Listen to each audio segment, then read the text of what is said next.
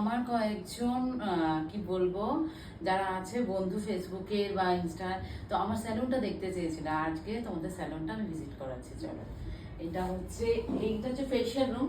অনেক সময় ফেশিয়াল রুমটা দেখাতে পারি না, এই কারণে ক্লায়েন্ট থাকলে আমরা ফেশিয়াল রুম কখনোই আমরা ক্লোজলি থাকে তো এটা ডিসক্লোজ করতে পারবো না, সেটা তো রুলস না। আর এই দিকটা দেখো দুটো মিরর রাখা হয়েছে। এই জোনটা স্পেসিফিক্যালি আমার মেকআপের জন্য করেছিলাম।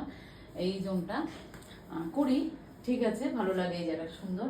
এই আর্চের ব্যাপারটা, লাইট সেটিংগুলো, স্পেশালি আমার ঝুমারটা। চলো, এইটা হচ্ছে টোটাল সেট আপ। হ্যাঁ, আর এরপরে হচ্ছে এই জায়গাটা দেখো। এই জায়গাটা একটা কোজি এরিয়া, এটা একটা সেলফি জোন। সুন্দর, এখানে আমার জিনিসপত্র স্টোরেজ আছে অনেক। তবে এই জায়গাটা আমি কাটিংয়ের জন্যই ম্যাক্সিমাম টাইমটা রাখি। এই জায়গাটা ভীষণ সুদিং একটা জায়গা।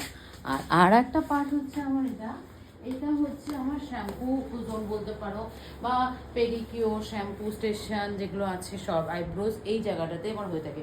এখন হচ্ছে একটা হেয়ার ট্রিটমেন্ট। আর এখানের সব থেকে সুন্দর জায়গা হচ্ছে এইটা, যেখানে আমাদের শাই মেকওভারটা এত সুন্দর করে লেখা আছে, বুঝেছো? তো দেখতে পাবো ম্যাক্সিমাম টাইম এই জায়গাটাতে আমরা ভিডিও করে থাকি। আর এই জায়গাটার একটা বড় একটা আয়না তো অবশ্যই দরকার। এখানে সমস্ত আমাদের প্রোডাক্ট ডিসপ্লে থাকে, দুটো চেয়ার, ছোট্ট জায়গা, সুন্দর করে গোছানো, এইটাই আমার পছন্দ, ঠিক আছে। আর হোমলি একটা অ্যাটমসফিয়ার, সেটা সবাই যারা আসে তারাই বলে থাকে।